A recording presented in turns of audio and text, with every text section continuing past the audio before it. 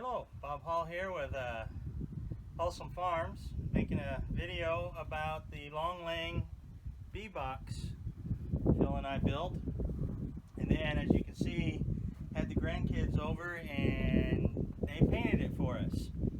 So it's pretty cool. Anyway, it's designed. I can block one off and just use it as a single, or I can divide it and use it for 2 hives. This will hold 33 frames, and we just built it out of 2 by 12 2-inch thick material. That way it'll hold up better in the summer and the winter. It'll be better insulated. Put a little landing here for the bees, and the legs are just made out of 2x4s. This tin, found a piece of tin at the big box store. It's a panel that comes in. It's 60 by 28 inches, and it's meant to go on a ceiling like in a restaurant or something. Makes it look like it's an antique ceiling, but it worked out real good for the top. And of course the lid, you notice this is the front, and so we're opening it from behind so that when we go in here we won't disturb the bees. And we've got a dado cut in here. It's also sloped from a 1/2 inch from one end to the other, and then we've got holes in here with a screen for ventilation. And then if you notice in the top covers, we've also got holes for insulation with screens on them. And the top covers are just a 1/8 inch, and then we took a dowel and made a handle, and on this end it's 3/8 of an inch, so that we can put it in here, and the frames help hold it up so it won't sag, and that way we can let the bees move around in there. And then the frames sit right in there. So we've got a double dado here. I think they call it a double rabbit, where this is cut for the frames, and then we've got another cut here out of the 2-inch wide board for the top cover. And then down here also, let me see if I can take a few of these out. Yeah, on this side we also have screens on the bottom so we can get ventilation coming through. So that's our long laying. Now it's painted, it's designed, the grandkids have designed it. I love these top covers. They're 6 inches wide, except for the ends. The ends are a little bit smaller, but that way when we lift these off we don't really disturb much of the hive. And I've got one board here without a knob. That's where the I don't have it made yet, but that's where the bar, the plate in the middle to divide the hives will go. So there we go, and got the chain here to help hold it. We'll set it up, we'll level it. And if you've watched some of my other videos, you know we're trying to capture some bees right now, but it's heavy. But I think this will work good. It'll be a whole lot easier on our backs, and I'm going to convert everything I've got on Langstroths to a long laying. I think this is going to be much easier physically way to go. Anyway, so I started with the end product, but if you want to watch the rest of the video, we'll show you how we made the cuts and what we did and how we made the box. So if you're interested in making one of these, you can watch the rest of the video. If you're not and you just like the box, that's great. Appreciate you watching to this point. And you could probably stop, but if you want to see how we did it, continue watching. Appreciate it. What I wanted to tell you about was we followed the plans for this. Came out of the Horizontal Hive free plan, and we followed it pretty much dimension for dimension. I only made a couple changes, and I'll quote a good development engineer friend of mine, Stan. He used to say, if you needed a redesign, I can always make it different. Maybe not better, but always different. So I've changed it just slightly at the ends, and that's mainly just, instead of a straight butt joint from the ends to the long side, I added a rabbet, a double rabbet. It's a little bit of a stronger joint, and the real beauty of that is then you can cut all the slots on the side, dados all the sides, without having to have a router. You can do it just on a table saw with either a dado blade or just a straight blade. You just turn the thing, and you can cut all the way through before you put it together, and then this rabbet end hides those joints. You don't have anything coming out the end. And that was nice. And I did the same thing on the top cover. And then the only other thing we've done is we've dropped a slide edge just a 1/4 inch down, and so that we had to lower the ledge that the frame sit on, so that we could put just a little cover in there, and it would hold them, you know, it kind of locate them. And we've got these covers. We went with this 1/4 inch plywood, but you could go even to a 1x6 and fit in there, and it would still fit under the lid. But it locates them a little bit better, and it makes it nice tight. We've got some other modifications to do to these. Got to get some vent holes and some knobs on them. But that's basically the only difference. And I did want to say, I was questioning why he cut 44 and I think 13/16 for the long sides instead of just saying 48. But the way he has laid out his cut sheet for a plywood, you can get everything out of one sheet of plywood if you go the 44 and 13/16 for the length. And of course you have to adjust that if you're putting a rabbet edge in it. It's called a double rabbet. But anyway, if you want to do like we did and use 1x6s and rip them for the corners and the sides, then you could still go the full 48 and get the top and the bottom cut out. 2 tops and 2 bottoms cut out of a 4x8 sheet of plywood. And what's the sideboards made out of? These are 2x6x12. I mean, no, they're 2x12s. 2x12s. Yeah. And the longs are 2x12s. And you didn't have to rip them at all? No. Now for the lid, I did. I ripped the lid, and we'll talk about the lid a little bit. I ripped the lid so that there was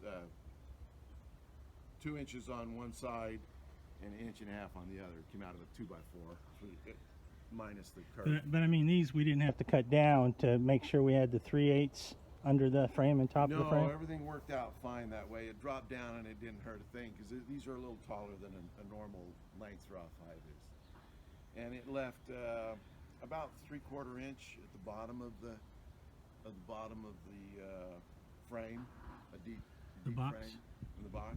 And that's, from my memory, that's a Langstroth has about 3/4 inch at the bottom opening too. So yeah, we didn't have to rip it down anymore.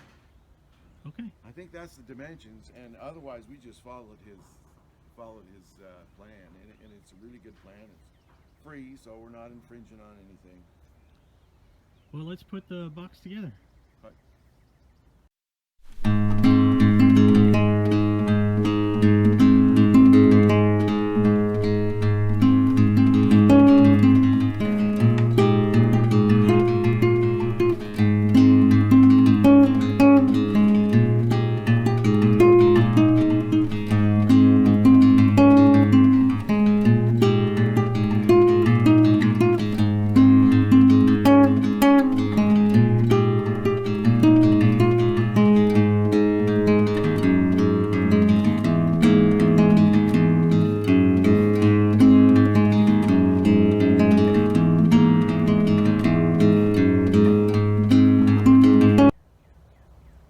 I'm working on the top covers, the ones that just are going to sit right in between, and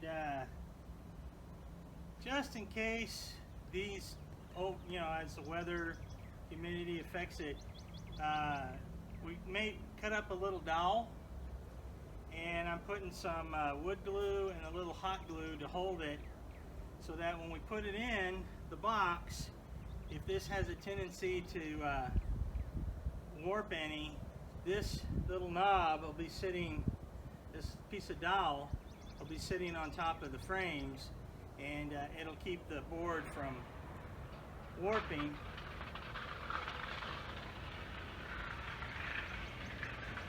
And then we cut one. This is the size we needed, 3/8 to keep it from warping, and then we made it 1/2 inch. This is the knob. We're going to put this on top of the board here as a knob, so when we're in there we can just pull it up. So I just want to show you this part of it real quick.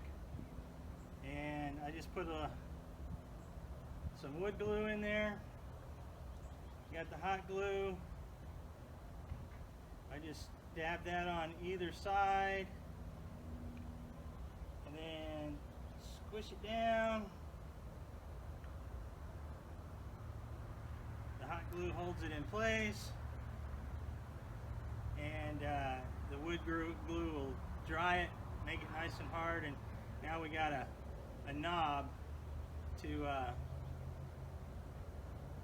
pick the board up, and it'll sit right in there like that, and we can pick it up.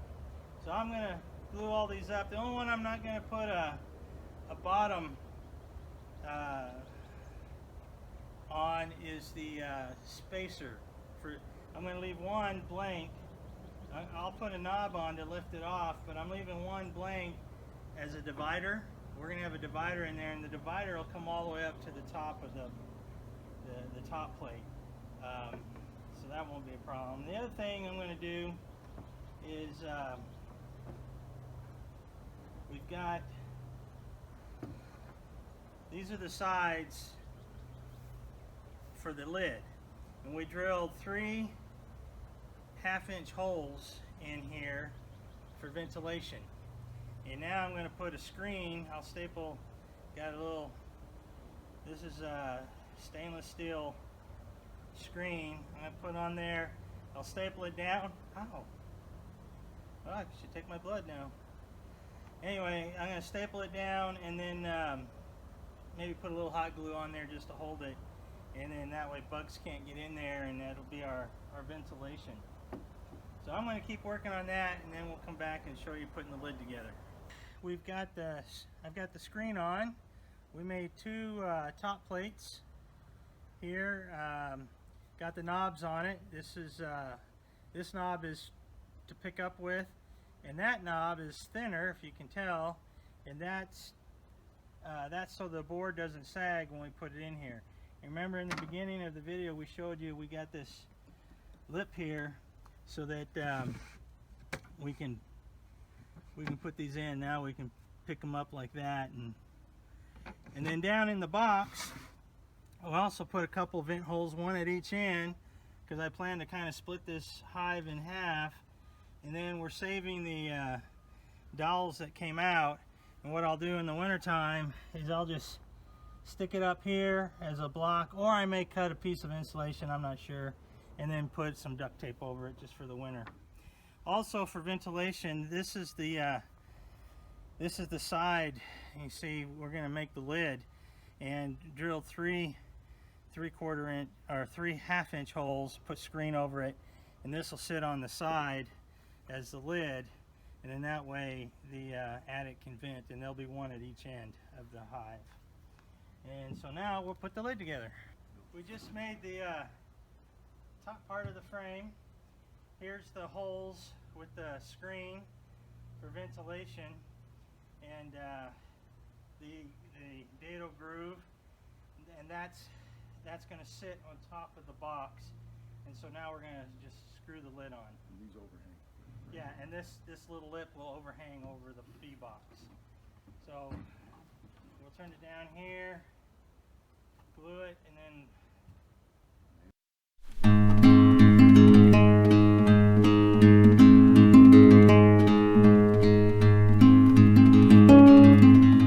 the lid made. There's the lid. And I want to show you what we're going to use to metal the roof. This, you get, you know, where they sell tin, corrugated tin for building barns and stuff like that. They've got a sheet of this. It's 60 inches by 28 inches, used for like putting in ceilings instead of the acoustic panels. You can put this in and make it look like an antique ceiling or something. Anyway, this was the only tin we could find that was really big enough without going to a shop and having it made. So we're going to make it out of this, and we're going to do some bending and then nail it down on, and this will be our metal covering for our lid to keep it weatherproofed. And then once we've done that, we'll attach it to the box, put legs on, and we're done. So okay, here we're starting to bend the metal for the roof. We just got a little handbrake.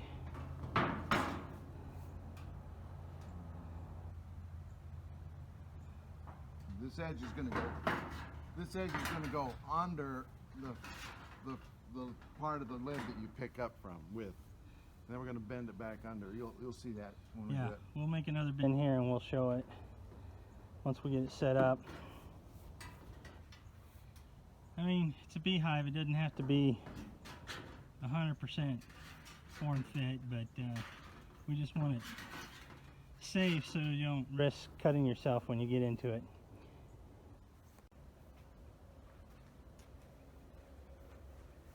Okay, we've got to make this bend over. Since we didn't have a brake, the lid is underneath this, and we put a 2x4 here as a guide, and we'll try bending it and hammering it tight underneath.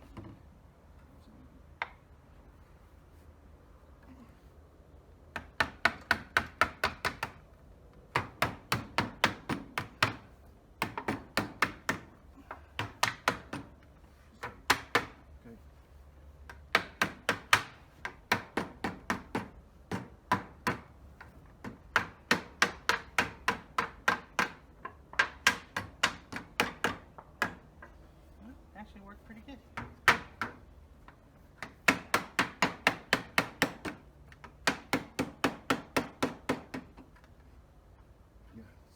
Okay, now we got that lip underneath. We can get right here. There we go. We can fasten from the other side. All right.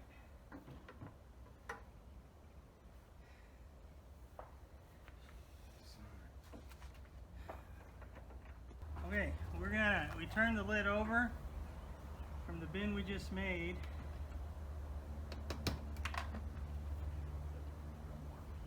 Otherwise,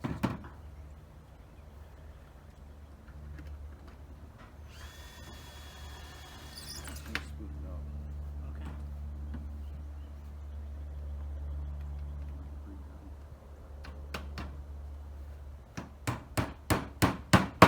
There we go. And we're just using roofing nails to tack this down with.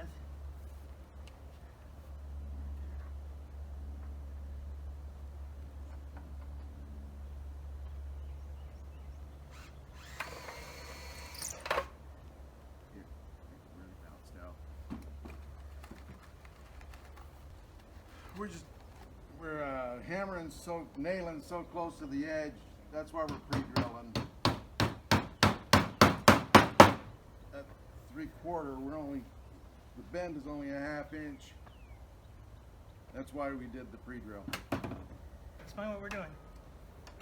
We're just, we call it a bed fold under here. We're just folding this side under to touch here, and then we're going to just this edge, because of the vent holes, we're only going to bend down as a 45, so it's almost like a little edge over, but it'll let the vent.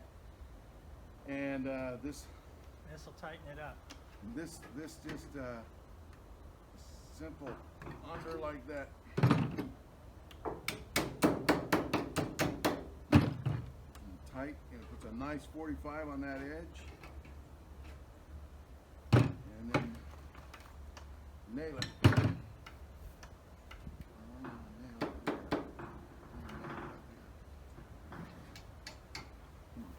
Come on.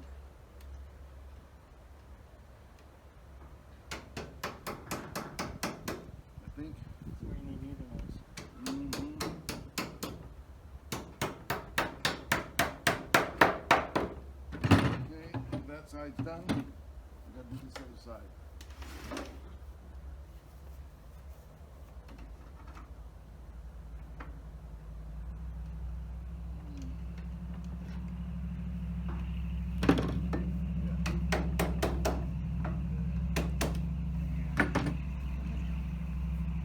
Want to crimp this first? Yeah. Good point. You see, I put a nice 45 on it. Hope you can see that.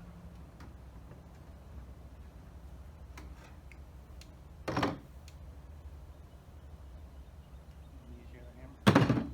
Use the right tool. Anything else.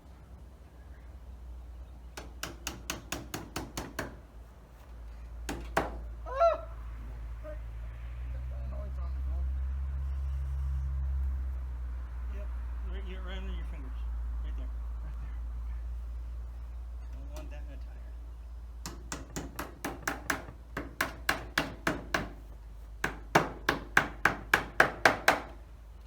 Now we're just going to bend this on a 45.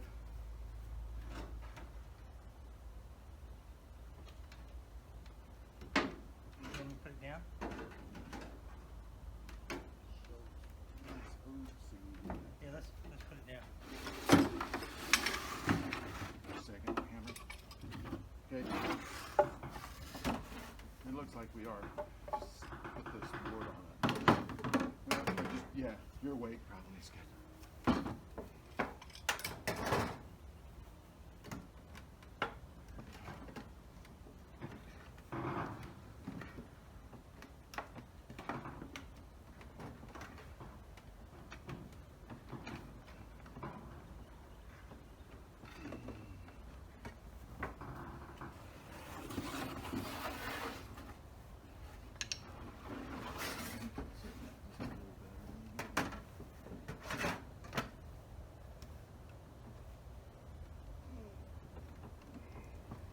This is almost as fun as fishing.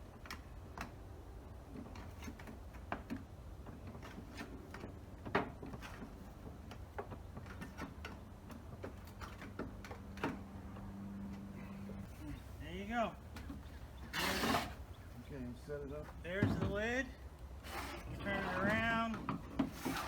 We want the inside. This is the side we'll be lifting on, so we put a lip. We curl it around, put a lip on this. Now we're going to hinge it and put some legs on, and we're done. But I think that came out to be a pretty good looking lid. Now what we got to do, we've got it upside down right now, so we put the piano hinge on, and we're going to put one side here and one on the back. So that's why we put it upside down. And won't need to show you all that. We'll show you when it's done, and then we'll put the legs on, and besides painting it, it'll be all done. Okay, we finally finished the long-laying beehive, our first one. We're hoping to make at least 4, but we wanted to make 1 just in case we found something we didn't like about it. And I think only one thing we've discovered. If you see here, here's the front of the hive. And we've got for 2 different hives.